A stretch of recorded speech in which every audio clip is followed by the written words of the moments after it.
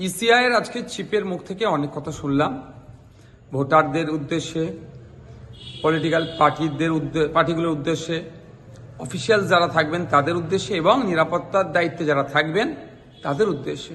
ভালো লাগলো। তবে বিগত ভোটগুলোর অভিজ্ঞতা থেকে বলতে বাধ্য হচ্ছি, অনেক সময় অবজারভারদেরকে ফোন করলে ফোন নট রিচেবল থাকে বা নিরাপত্তার দায়িত্বে যারা থাকেন তাদেরকে ফোন করলে যথাসময় এসে পৌঁছায় না, ফলে একটা সমস্যা তৈরি হয়। কিন্তু এবারে যেভাবে দেখলাম বক্তব্য দিলেন বা যেগুলো শুনতে পেলাম, ভালো লাগলো যে ভারতবর্ষের গণতন্ত্রের সবথেকে বৃহৎ উৎসব, দেশ পরিচালনার দায়িত্ব কাদের হাতে থাকবে, জনগণ কাদের হাতে তুলে দিচ্ছে।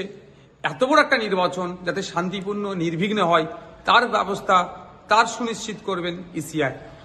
একটা ভোটার বাড়ি থেকে বার হয়ে ভোট কেন্দ্রে যাবে, নির্বিঘ্নে ভোট কেন্দ্রে গিয়ে ইভিএম মেশিন আর সে সামনে থাকবে, অন্য